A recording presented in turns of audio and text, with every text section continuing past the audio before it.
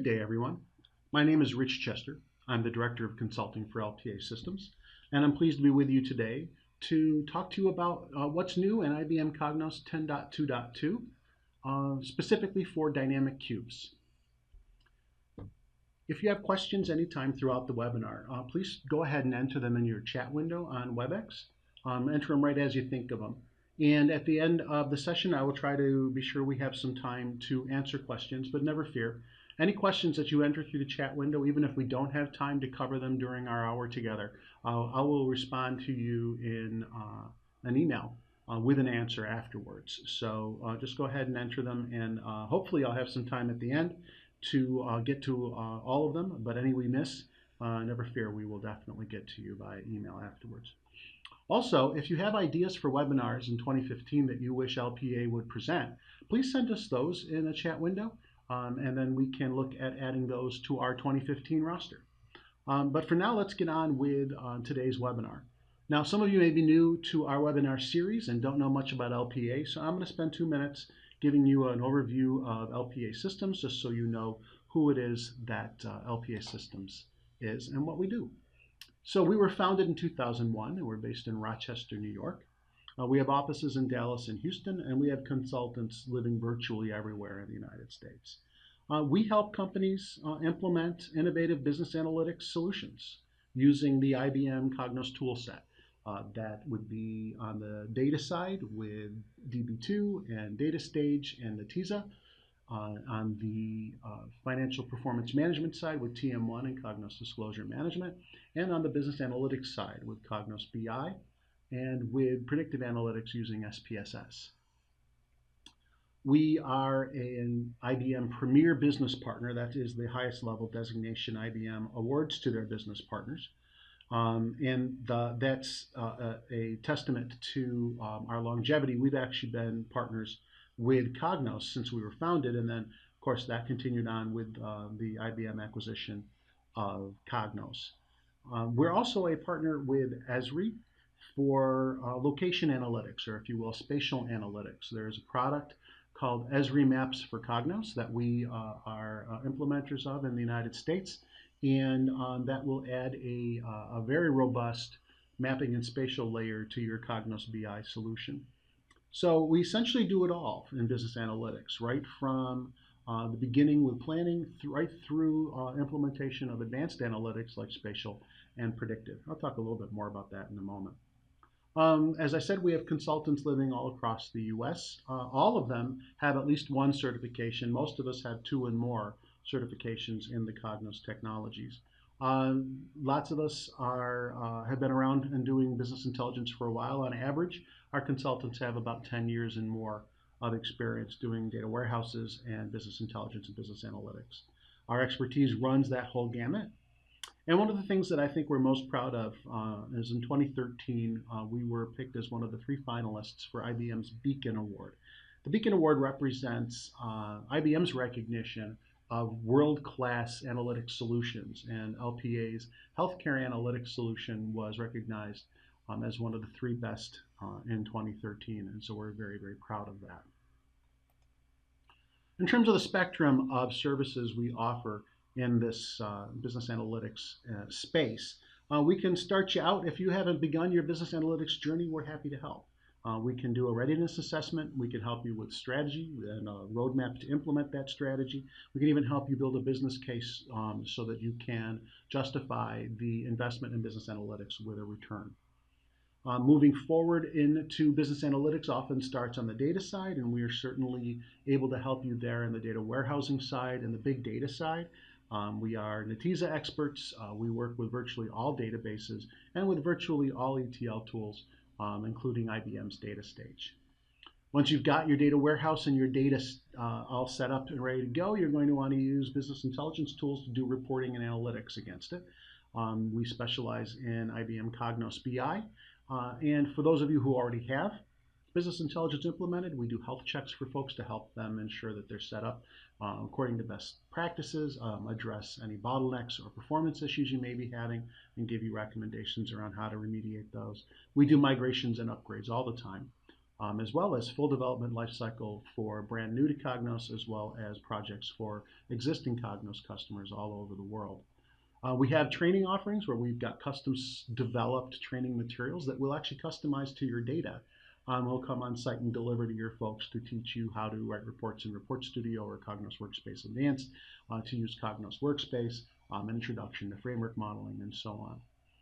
Moving into the performance management space, we are Cognos TM1 experts. We do planning, budgeting, and forecasting solutions using the TM1 tool.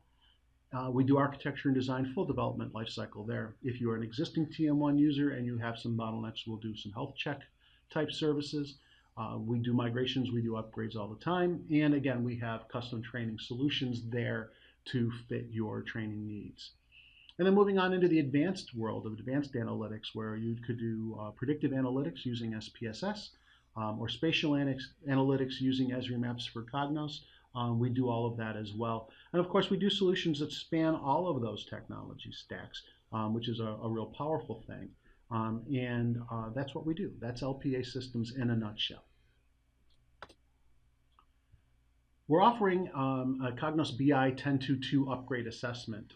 There's a no-cost, rough order of magnitude estimate where we'll spend some time with you and understand your current environment, and we'll build a work breakdown structure, essentially a schedule of events, a list of tasks, and an estimate for how long each task might take, and deliver that to you at the end of this assessment.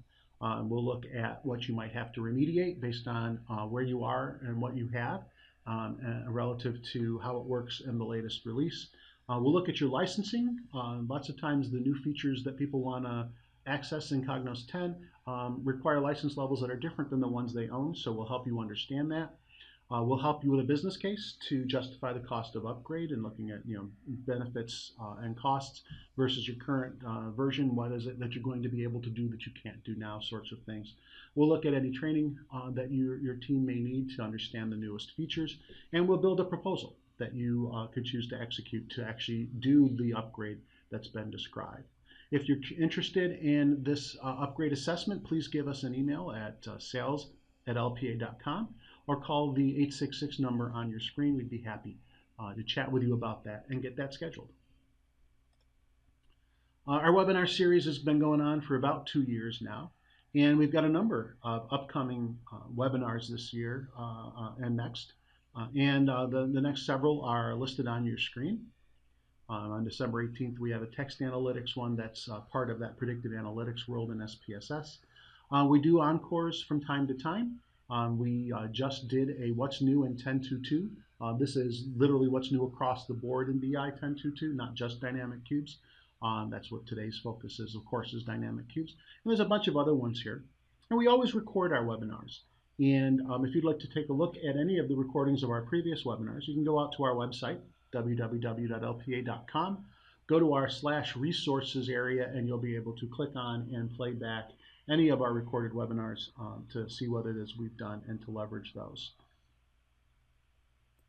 With all that said, what are we going to talk about today in terms of a deep dive? We're going to talk about the new features of 1022. We'll start out just with a quick primer on what dynamic cubes are. I'm going to go ahead and enumerate all of the new features that are part of 1022 and give you a quick description of them. But I'd like to spend the lion's share of our time actually doing a demonstration using a number of those new features so that you can get a real good feel for what those new features are. And then, like I said before, I hope that we have some time at the end for some questions and answers. And again, please submit your questions as we go through the chat window. And any questions we don't get to live, I will email you answers to after the fact. So, what are dynamic cubes? So dynamic cubes were introduced in Cognos 10. They run on the new query engine that was introduced in Cognos 10, and that's called dynamic query mode. That's as opposed to the Cognos 8 query engine, which is referred to as compatible query mode. So DQM versus CQM, lots of acronyms. So dynamic query mode is required, and dynamic cubes run on top of the dynamic query mode. And these are in-memory OLAP cubes for online analytical processing, dimensional data, dimensional versions of your relational data warehouse, specifically your data warehouses that have been designed as star or snowflake schemas. Okay, that's important. We're talking about a physical layout. Yes, it's possible to create views against transactional systems that make them look like they're star schemas, but those are not optimal for use in a dynamic cube. Dynamic cubes work best and perform best when you've got a physical layout of either a star or a snowflake schema. Now, the notion here is that I can build cubes in a new modeling tool called Cube Designer. I build one cube per fact table. So let's suppose in my database I have a sales fact table, a returns fact table, and an inventory fact table. And I've got a product dimension, I've got a time dimension, maybe I have a region dimension, yeah? Well, a dynamic cube could be created, one each for the sales fact, the returns fact, and the inventory fact. Now, sometimes, though, it's important for me to put a crosstab together, let's suppose, that combines data from my sales fact and my returns fact, right? I want to know what my net is, right? Sales minus returns. Well, as individual cubes, I couldn't do that in one object. I couldn't create one crosstab from two cubes. All right, that's not supported by Report Studio. So within this world of dynamic cubes, the other thing I can do is I can create what's called a virtual cube that allows me to take two cubes that I've already defined and combine them into a new cube called a virtual cube that I could then, let's say, put both sales and returns into a virtual cube and then write a crosstab that's about sales and returns. So even though individual cubes are about one fact table, that's not going to limit you in terms of being able to cross fact tables and reports. You just build cubes, one per fact table, and then you build virtual cubes that combine these individual cubes together. And you do this all through Cube Designer, which is the new modeling tool. So, Transformer does Power Cubes, Framework Manager does DMR, Cube Designer does Dynamic Cubes, right? And those are the three OLAP technologies that are part and parcel of your business intelligence investment in Cognos. Okay. Now, once you've created a dynamic cube and you've defined a dynamic cube, you publish it from Cube Designer. And when you publish it, you create a package for it and you start it running on your Cognos server where it loads data into memory on the Cognos server. And it runs technically on DQM, right? And the DQM engine is known as the query service on Cognos. So we say that dynamic cubes run on a query service. And if you're in a multi-server installation of Cognos, that query service could be running on multiple servers. And so you can deploy cubes onto different servers. Each cube runs on a query service. In fact, the same cube could run on multiple query services if you wanted redundancy in your cubes. They don't have to, but you could. But any Cognos server running a query service could host one or more dynamic cubes. And then once it's published and you've got a package, well, then you write a report against it just like you write reports against any other OLAP source, whether it's a Cognos OLAP source or it's one of the other sources from other vendors like Analysis Services or Essbase. Writing a dimensional report is writing a dimensional report. Dynamic cubes work exactly the same way. Conceptually, dynamic cubes are a lot like DMR in that they read relational data and present it as an OLAP source. But the difference here is twofold. It is, one, dynamic cubes are running on the dynamic query mode engine, so there's copious use of caching, which means a lot of things are in memory, which means they run really, really fast. And the second is dynamic cubes are aggregate aware. Aggregate awareness works this way. Let's suppose that in addition to my sales fact, which is individual transactions, millions of rows big, I also know that I'm going to be writing a lot of reports that summarize sales by year to do some sort of trending analysis. So I can build a table in my data warehouse that is an aggregation of my sales fact by year. And I can tell in my cube model for my dynamic cube, I can say for the sales cube, be aware model that I have this aggregate table already summarizing by year. And when I publish that cube, Cognos will actually look at reports. It'll say, hey, this report is running by year. I have an aggregate table that will satisfy that report. I don't need to read the lowest level transaction table to run this report. I can actually use this aggregate table and that report will run faster. So that's what aggregate awareness is. So this, if you want to be technical about it, dynamic cubes are a OLAP technology, because OLAP technologies are aggregate aware. DMR is not. DMR always runs with the sales facts. So if I want to summarize data by year, it rolls it up every time I run that report from across my millions of transactions. So you can see how that would be slower than a dynamic cube, right? That is aggregate aware and will actually leverage a pre-rolled up table in my database for reports that can be satisfied by my pre-rolled up table. So that's a pretty powerful thing, and probably the biggest difference between DMR and dynamic cubes. Now, lots and lots of new features in Cognos 10.2.2 for dynamic cubes. I'm going to give you a quickie rundown on them, but then I want to jump over into the demonstration, which is going to illustrate a number of the Cube Designer enhancements anyway, and that will really be, I hope, more informative than just telling you what they are. But here's the list. So first of all, up until this release, when you wanted to build a dynamic cube, you started with the database metadata. So the layout in the database, the PK-FK relationships in the database, and so on. That was your starting point to create a dynamic cube. Even if you had a framework model for those same tables, you couldn't leverage that framework model investment in your dynamic cube model until now. With this release, framework manager models that have been published, important that it's a package that's been published. Those packages can be leveraged to source metadata for your dynamic cube.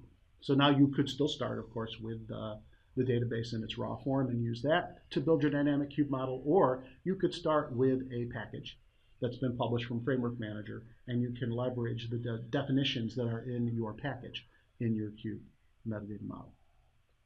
Parameter maps are now supported in Cube Designer, so you can add parameter maps and the dynamic things that parameter maps bring to the table. Now you can leverage those same things in your dynamic cube. Dynamic cubes have always supported relative time, but they've never really quite caught up to the relative time capabilities that were baked into Transformer and Power Cubes.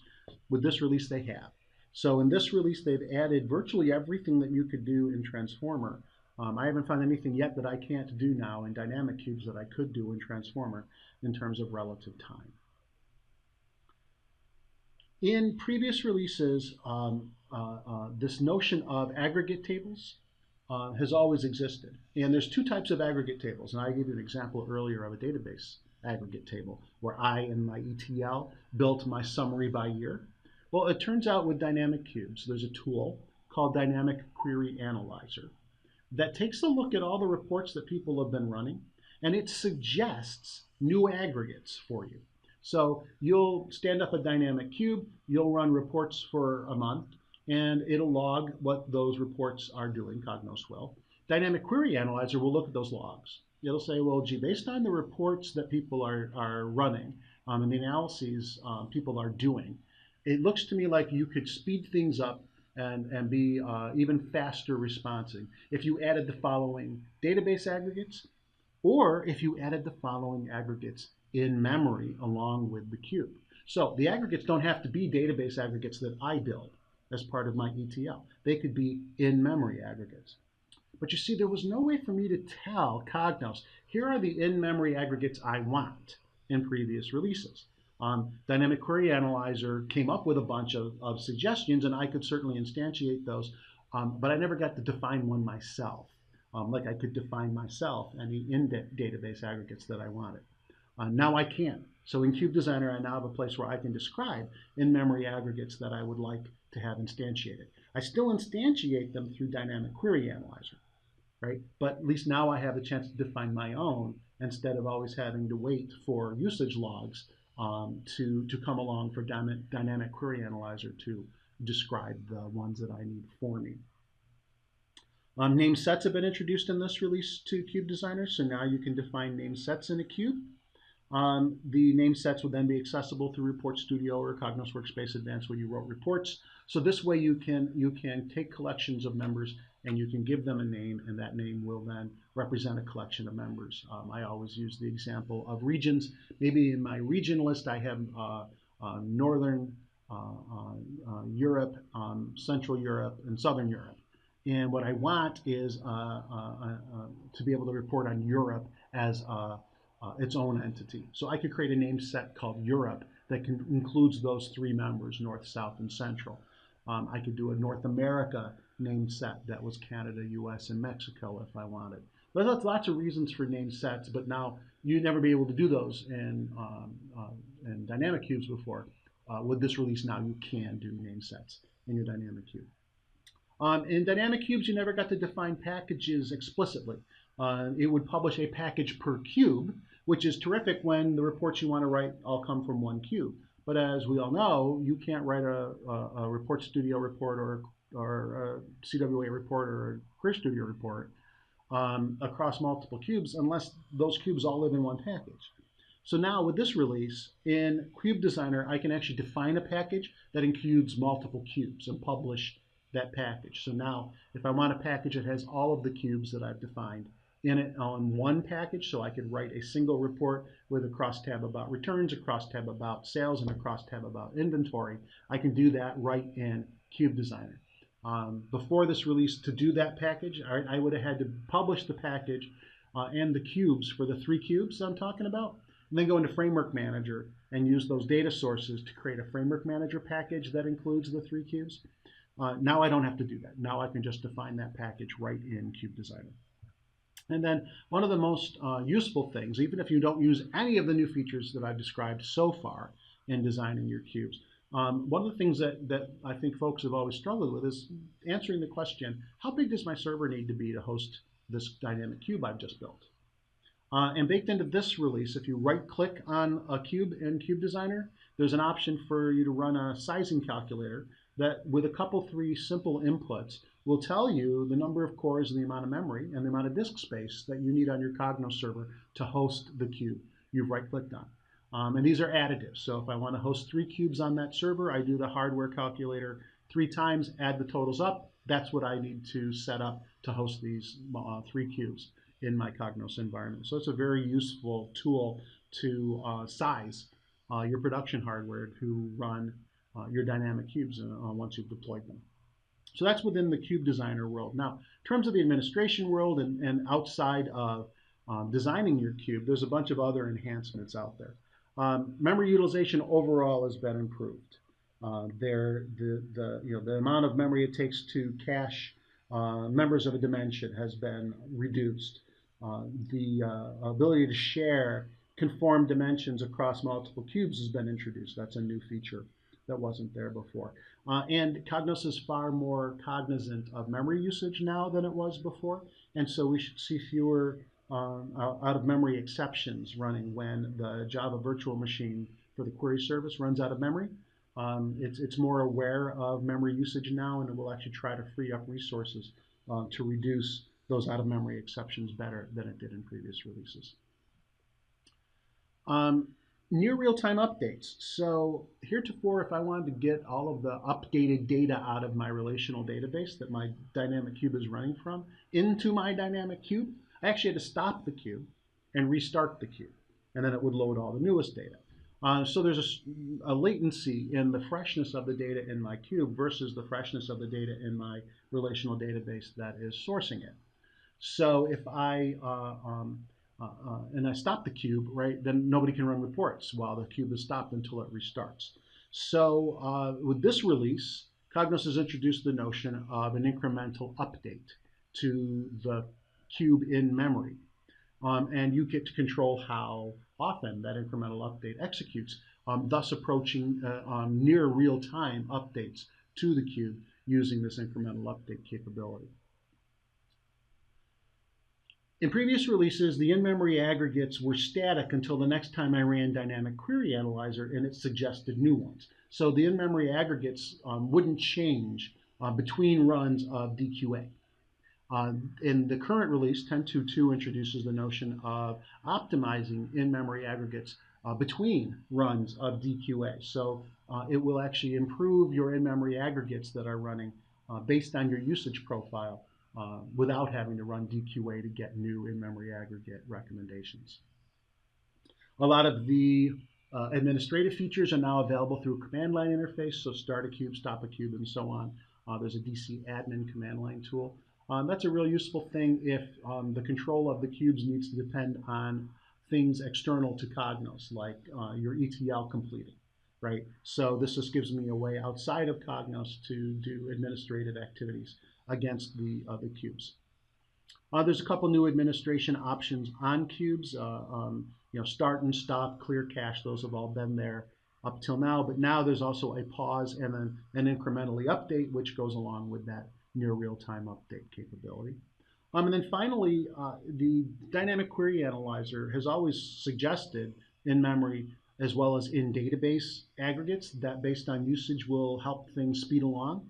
But the in-database aggregates have always been based on the transaction table, the lowest level table. And so now this enhancement says when DQA suggests a new in-database aggregate, if it can use one of the other aggregates that already exist to build it, and that it will suggest you do that. Because the in-database aggregates out of DQA, it actually gives you the SQL to build them. So now that SQL may include a reference to an existing aggregate table. So it's just going to try to be even more optimal as far as building these in-database aggregates. So that's the complete list of 10.2.2 enhancements in the dynamic cube world. Let's go ahead and build some dynamic cubes, and we'll use a bunch of those. There we go. And on this virtual machine, I'm showing you a framework model because I'm going to actually start my dynamic cube by illustrating one of the new features.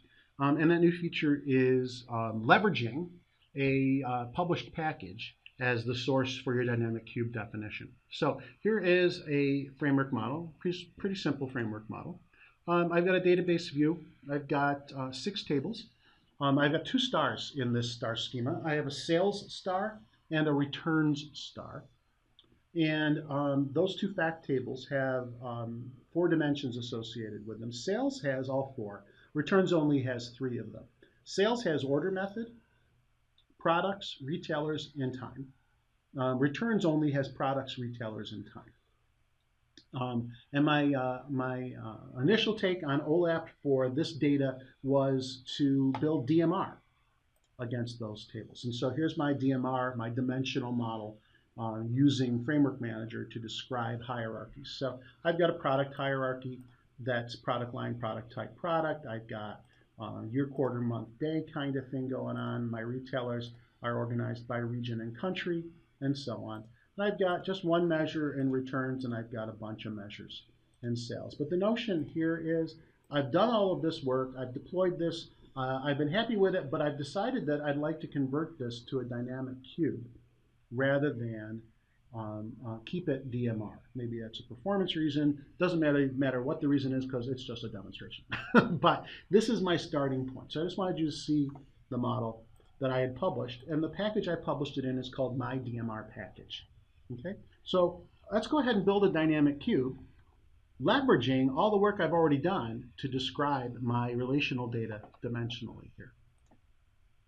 So I've launched Cube Designer, and Cube Designer is going to let me create a new project, which I'll do. I'll create a blank project. Now, this Get Data Metadata button used to only have Browse Content Manager data sources on it. This is the enhanced piece. Select a Framework Manager package. So I'm going to pick that. It'll make me sign on to Cognos. It'll let me navigate to packages. I publish this package right at the top of public folders to make it easy to find. And now over on the left here, it's going to show me the metadata I have available to describe a new dynamic cube. And when I pick a package, I get 2 things. I get the source information. This is the database that my framework model is referencing. So this is, it turns out for this demo, it's a SQL Server database. And it's got those tables that are part of my framework model. And if I wanted to, I could use this metadata and I could drop it in. And I actually will, because I'm going to use this current date thing later. But it's also got, and this is the new piece, my package and its contents. Right? And so here is my sales world with my fact table plus my order method, products, retailers, and time. And then there's my returns DMR world. What I'm going to do is I'm just going to right-click on my sales analysis namespace, and choose Import as Cubes to get a real jump start on the building of my new dynamic cube. So if you take a look at this, that's pretty swift. As you can see, it's really fast. And your order method only has one level in it. Look, my product lines, product type, product hierarchy came over and is expressed as a hierarchy here. My retailers came over, same thing. I've got those levels that were in there, right? That's pretty nifty. The only thing that it didn't do, because in DMR I don't have the chance to do this, as in my cube world, in Cube Designer, my time dimension is actually identified as a time dimension. There's two types of dimensions. There's regular dimensions and time dimensions. And right now, my import from DMR made my time dimension a regular dimension, which is perfectly understandable because in the world of DMR, there's no such thing as a time dimension. There's regular dimensions and there's measure dimensions. No concept of a time dimension there. So I'm going to enhance now the dynamic cube so that I can define this as a time dimension, which gives me the ability to define relative time. So I've taken my DMR, gotten a great head start, and now I'm going to enhance.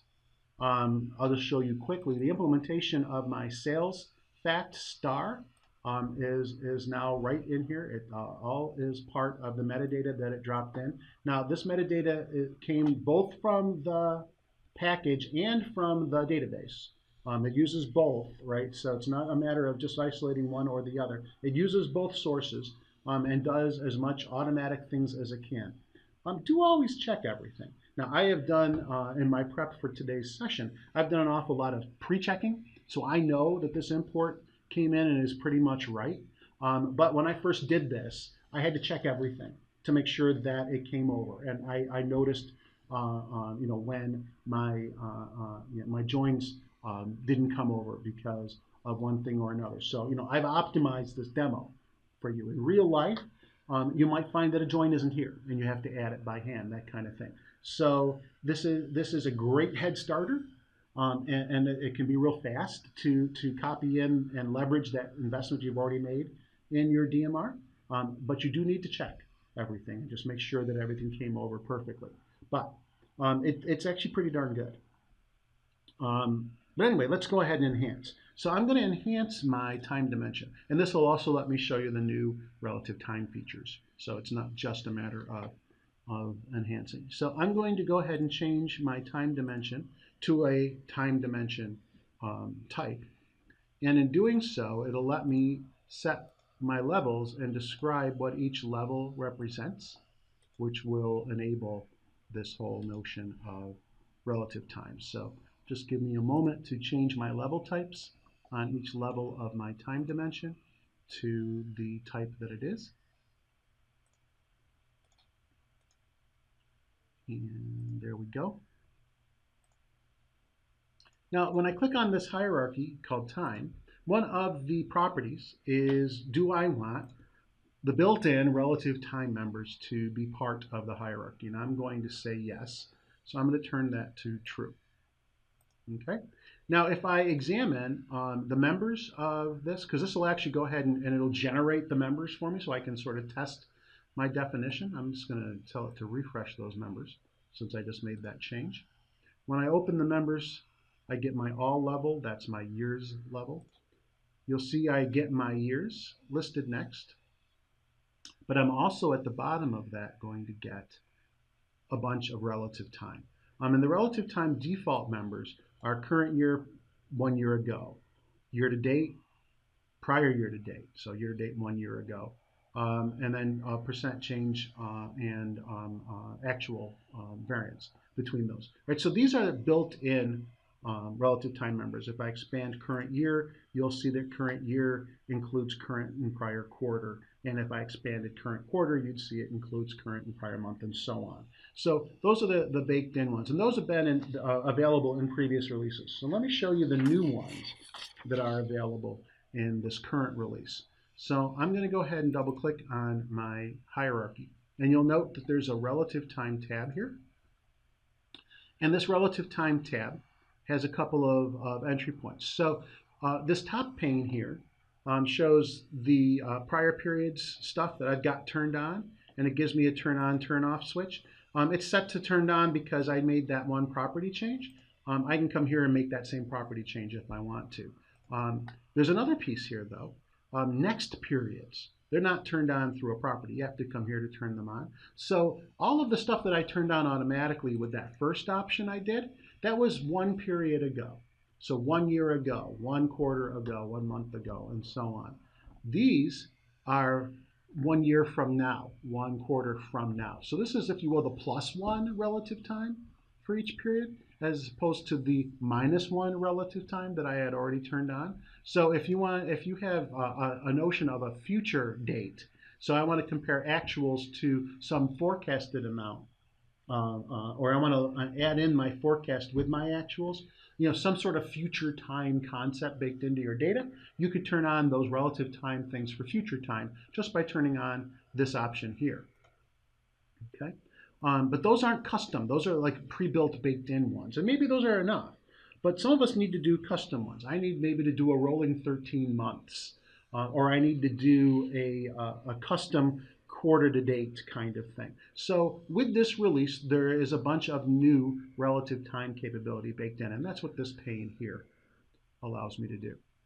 I've got buttons over here. I'm going to move the UI so we can see the call out maybe. There we go. So create a new custom single period, create a new custom period to date, or create a new custom end period running.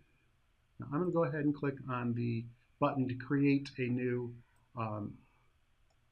custom period. Now I happen to know that with this remote desktop, when I click that button, even though it has added it, it does not showing up here. So I'm going to save my model, get out and get back in, and you'll see that the entry is there. So if you'll just bear with me a moment to handle the remote desktop issue. This is not a Cube Designer issue. This is a remote desktop issue. So let me just reopen that model and get back to where we were, and we'll define some relative time. So there's the model and where we were at. This also lets me tell you one more important thing. Notice when I open the model over here on the left, my framework model package is not there. It's important to note that when I leverage the framework model metadata, that does not associate my dynamic cube with the package. It still only associates it with the actual source data, because in the end, dynamic cubes go right against the source. They do not leverage the package to access the source. So this enhancement allows me to reuse the metadata. It doesn't tie my dynamic cube to the framework model. Okay, so it's sort of nice actually that I had to get out and get back in so that I could show you that explicitly. Let me re-add in my framework model, because I'm going to actually use the second part of my DMR model. I'm going to add returns to this if we have time later. So moving right along, let me get back to my time hierarchy and go into my relative time. And you see there's the guy that clicking that button added, but because of my remote desktop, it didn't show up. It's got a funky name. I will change that funky name. And let's see, I'm going to create a same month last quarter entry here. So I'll call it that. I'm going to expand this pane if I can. And then there's some parameters here. So the first parameter is the target period. So I'm doing same month last quarter, which means that my target period is month. And since I want the same month, I'm going to have the period offset be 0. So where do I get the last quarter piece? Well, that's my context period. My context period is quarter. And the quarter I want is 1 quarter ago. If you wanted to do a future thing, by the way, just use a positive number instead of a negative number in these entries, and that's how you do the future versus the past. Right, but that's it. That's all I have to do. Same month last quarter is now defined. And over here in the member tree, when I look for it, it's interesting to find sometimes. It took me a couple of minutes to get used to the notion of, well, where's this going to live? And the concept here is that these new single period definitions, their parent is the current period member at the level above the target. So the level above the target month is quarter. So this entry is going to live in the current quarter area. Now, can I show you that here without generating the cube? I'm not sure I can. Let's see if we can. I'm going to regenerate my members, and let's see if we can go to current year, which is where current quarter lives, and then current quarter. And if I'm correct, look at that. The parent of same month last quarter is current quarter. It's always the current blat, current quarter. If this was set to month, it would be current month. It would be the parent. Current year would be the parent, you see? So it's always the current, whatever this says, is the parent of this relative time member, okay? Let's see if I can create another one. Oh, good, this time once it's fixed for good. So that's good. So let me create another one. I'm going to create an end period running total. This is my X months running kind of thing. I'm going to go with a 6 month. No, I'll go 4 months. I'll do a 4-month rolling window. So I'll call it that, rolling 4 months. I'll do it for this year, because remember I have to worry about the context period. Is there an offset for my context? I want to go 4 months. Now, in this notion of an end period thing, I can do a life to date. Very simple. I can turn on life to date. This isn't life to date. This is just the last 4 months. So my to date period is month.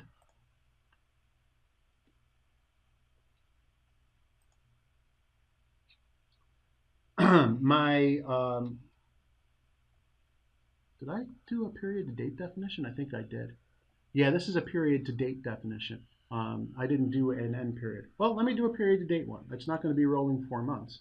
Let me go ahead and call it, I'll do quarter to date last year. This will give me a good one, I think. So not life to date. The to date period is quarter because it's going to be quarter to date. Okay. The target period is right up to today. So it's quarter to date right up to today, not right up to the month. I don't want it to do the full month. I actually want it to do just through the days that I have actually experienced so far. So I'm going to do target period of day, and 0 means current day. Now, my context period is last year. So I need to do a -1 on my last year. And if your head is spinning and you're going, boy, I don't really get this context versus target thing, yeah, I was with you. It takes a good bit of getting used to. Go with me for now, but trust me, once you start doing a bunch of these, this will definitely make more sense. Now, let me go ahead and add that third kind, which is the end period guy, just so we have one. I'll do that 4-month rolling. In this case, my number of periods is 4.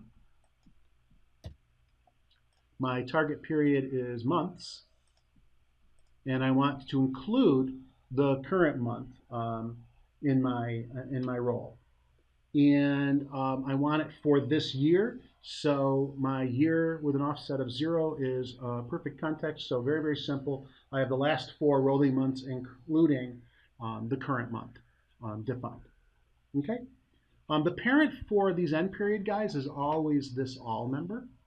The parent for the period to date guy that I did above this quarter date last year, the parent for this is always the to date of your context period. Let me just check that. Let me look at some notes here, because I think I said that wrong.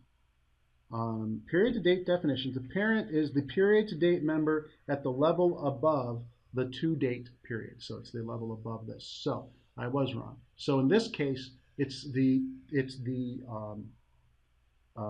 X to date is the parent, and the X is the parent of this. So the parent of quarter is year. So the parent of this whole member is the year to date member. And again, head spinning is understandable. You'll get used to it, I promise. Anyway, we're all good. Now, I keep talking about, of my current date, of my current year, of my current month. What the heck is my current date? And how does Cognos know? Well, that actually is not automatic necessarily. If you do nothing in terms of telling Cognos what current is, it looks at your data and it essentially finds the last date and it decides that's the current date. Right? What if in your database your time dimension goes beyond the current date? Right? Because this guy is reading the time dimension table. My time dimension table happens to go to 12/31/2013. And in my data warehouse, because it's an old data warehouse, my actual current date is July 20th. Even though my time dimension goes to the end of the year, today is July 20th. How do I tell the dynamic cube what's today? Well, if I click on the levels in my time dimension, like year, note it has a current period property, and quarter has a current period property. All of these relative time guys are going to leverage current date in order to build their members, right? So what's the last 4 months? Well, right now it thinks that I'm in December, so the last 4 months are September, October, November, and December. Well, that's not the right rolling 4 months for my data warehouse because it's actually July 20th in my warehouse. So I need to set current period. This is a pure modeling in a dynamic cube exercise now. This has nothing to do with enhancement. It's just that if you're going to use relative time, my friends, you have to set the current period. So I'm going to show you how. I'm going to leverage the fact that in my data warehouse, at the end of my ETL process, I update a table called current DT. And it's got one row in it, and that row includes the key for in my time dimension, I have key columns. This is the key for my row for 720. That is the month key, that is the quarter key, and that is the year key in my time dimension. And what I want to do is I want to add these values, dynamically of course, to my levels so that it sets the current period for each of those levels. So that's the activity that I'm about to do. So I am going to add this current date table to my time dimension implementation. Now, I can't just add two tables and have it do a cross product, which is really what it sort of needs to do. So I have to do a join. So all I've done in my current DT table, I have this join key that's always hard-coded to a 1. Turns out in my time dimension, I have a join key that's always hard-coded on every row in my time dimension to a 1. So it will effectively join and do a cross product of these two tables when I implement it. But since Cognos always detects cross products and prevents them, I'm going to just join on this, this join key so that I can make it happen, but the detector won't go off. So to do that, I'm going to double click on my year's dimension, and I'm going to get to the implementation tab. Then I'm going to grab my current date guy, and I'm going to drop him into the implementation. Now you see it automatically joined them. Now why did it automatically join them? Because in both tables I have a column that's named exactly the same, that's the same data type. Unfortunately, it's joined them backwards. It's joined them saying that there's multiple rows here per one row in time dim, and it's actually the other way around. So I have to edit the join and flip it to many to one. So one current date row will hit many time dim rows. And you see it's on join key automatically for me. And that's just part and parcel of what Cube Designer does when you build from the database layer up. So now that I've got an implementation that includes these columns, now I can update one of the levels in my dimension to include these columns, right? Because now that the implementation knows how to get these columns, I can add them to my dimension definition. So I'm going to add them to my year. So I'll just grab those keys and drop them as attributes on my year level. Now, these are not attributes that I want my users to see when they're writing reports, so I'm going to hide them. I'm going to turn them invisible because all I want to do is use them to set my current date.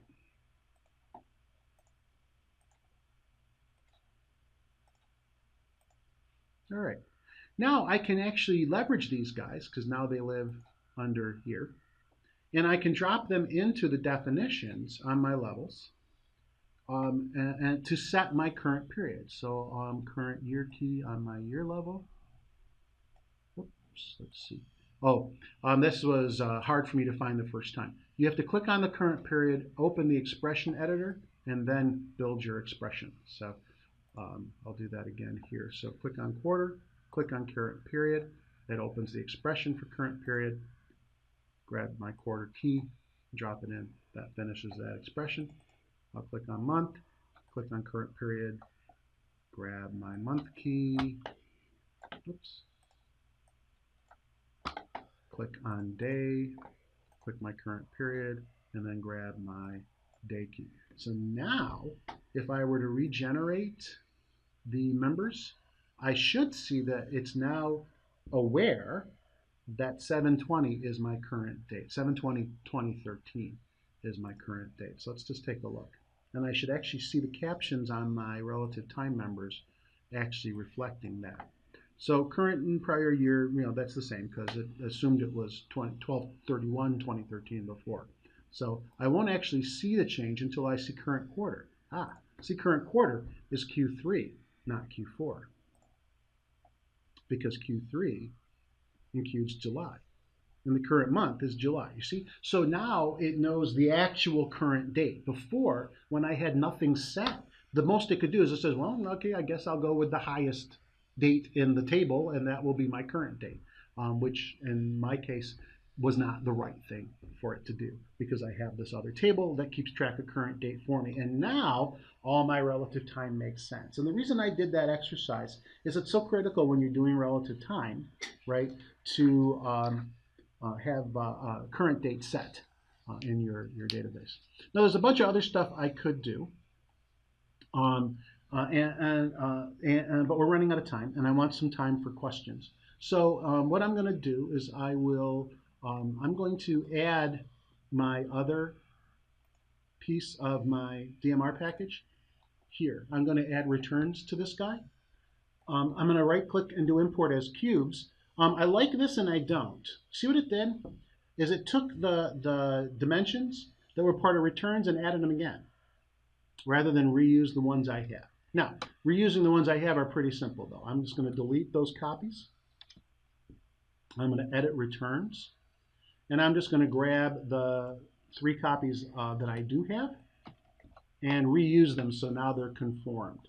If I look at the implementation, I should see a star, and even the current date came over. That's part of my timed in snowflake. So that all turned out to be fairly easy for all that I thought initially when I saw that. Oh gosh, I'm going to have to work hard now to get returns conformed. Actually, it was actually quite simple in the end. So now I have 2 cubes. Remember, a cube per fact table. But I can't write a report that tells me about the net sales, sales minus returns, because they're 2 separate cubes. And we report authors know that you can't combine data from 2 cubes into one analysis, one crosstab.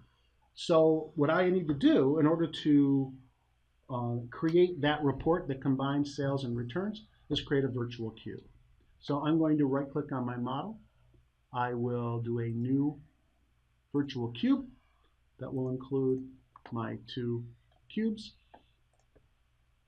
And I will call this sales and returns. And there you go.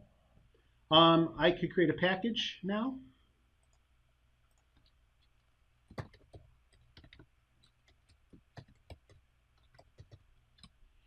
And in there, I can put my 3 cubes. You don't actually have to add the dimensions to the package. They come along for the ride. You just put the cubes in. And then I could publish all of these things. Now, before I do, let me show you this, this tool that estimates the size of the hardware. I'm going to right click on sales. And you see estimate hardware requirements. This is that new tool that I talked about in the enhancement list. And there's 4 inputs. Now, as you click through the inputs, there are hints at the bottom that tell you what all of these are about. All users, for example, the default is 100. It could be between 100 and a million. This is the number of users who can access the cube. That's not the number who will access it simultaneously. There's actually an assumption baked into the tool that 10% of the named users will be actively using the cube at any time, and 1% will be concurrently using the cube, which is sort of a funny thing to say when the answer is 1. Let me show you. If I change this to 2, first of all, as soon as I change it to 200, this will change. Right? And now the assumption is there's going to be 2 concurrent users, 20 active users, but up to 200 people who could access the cube. And you see, that had a big impact on memory. The average number of widgets per workspace, this is really a surrogate for the number of simultaneous queries.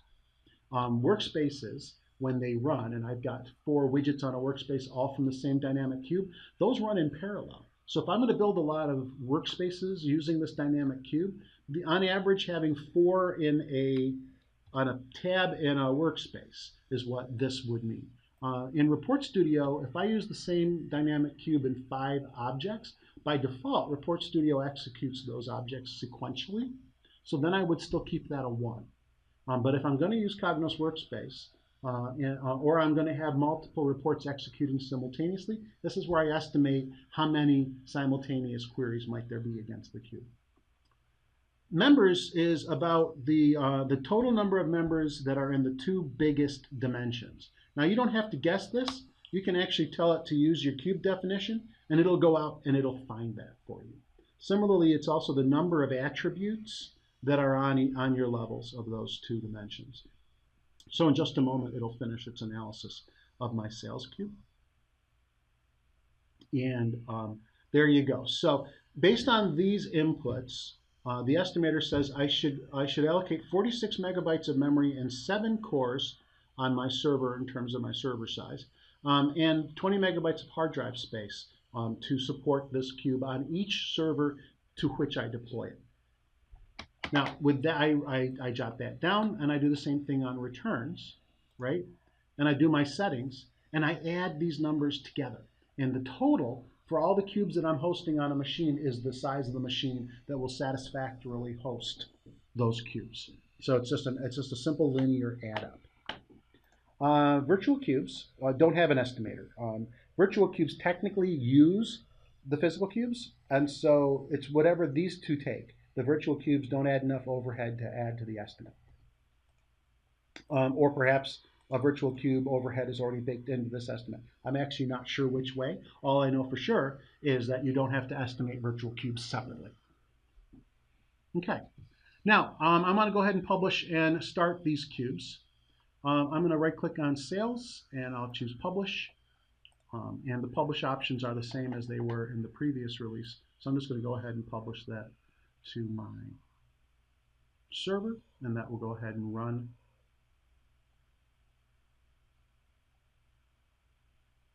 And again, in the interest of time, because we only have about 5 minutes left, I'm going to let this go ahead and publish, and I'm going to go ahead and look for questions. So let's see. All right. Thank you. Okay, first question. Can I use a transformer package to source a dynamic cube? No, unfortunately, you can't.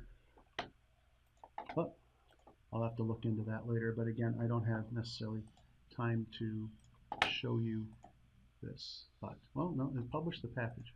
So, transformer cubes, those models cannot be used to source. So I actually tried this. I tried to use a transformer cube package, a power cube package, as the way to, I'll have to look into what's going on there. But anyway, it's time for questions. So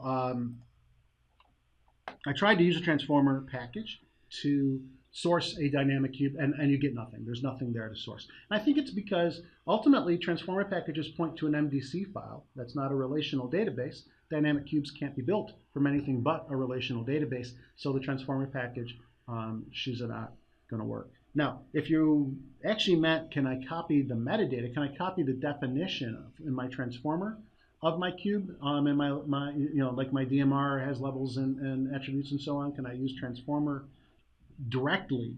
No, there's no translation. There's no converter tool to convert a transformer model to a dynamic cube model, I'm afraid. So I guess the answer is no in both cases.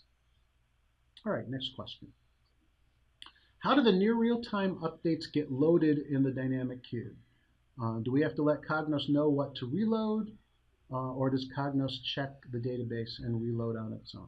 All right. So this is there's a lot to this. Let me try to summarize it for you. So to enable the near real-time updates, you actually have to update your source data. First of all, let me just make very clear. The near real-time updates are for the fact data only. So if you add a new product during the day, if you add a new region during the day, this NRT capability does not update members of dimensions. It only updates fact data. So that's number one point to make sure is very clear. Now, how does it figure out what to do? How does it know what's new? Well, that's a database change. In your transaction table, you need to create a transaction ID column. And every time you create a new transaction, you put a new ID in that column. And the new IDs always have to be bigger than the previous IDs. So if you will, think of it like a sequential number that just keeps going up. And the notion is when Cognos starts the queue, it knows what the highest transaction ID was. And then when you tell it to incrementally update the fact data, it goes for the next highest set of numbers and then keeps track of that number. So every incremental update keeps track of the transaction ID that it stopped on, so that the next time you tell it to do an incremental update, it updates the transaction IDs that are higher than that ID. Okay? If you have transactions that create multiple records, make sure that the transaction ID on all the records that individual transaction makes is the same ID. Otherwise, you have a chance of loading a partial transaction, right? So in a nutshell, that's the deal. This transaction ID that you add to your fact table is tracked by the cube technology, and whenever you do an incremental update, it always loads the transaction IDs that are bigger. So what are the caveats to that? Well, it doesn't handle deletes, and it doesn't handle updates. It only handles adds. So that's the nutshell on near real-time updates. The documentation on it is actually quite good. And I think I have time for one more question. So let me see.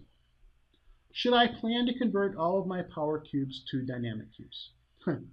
Well, this question was actually asked at the Insight conference in October of 2014. And the answer there went this way. In a nutshell, no. There's no compelling event right now that says that you must. In other words, there is no end-of-life date for transformer that is somehow going to force you to do this. So this is still a choice.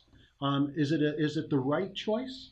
The person who answered the question, which is one of the product managers for Dynamic Cubes, said, well, in general, you use these for different purposes. You use dynamic cubes and transformer cubes for different purposes. So if the transformer cube is serving your needs, there's no real reason you must update it.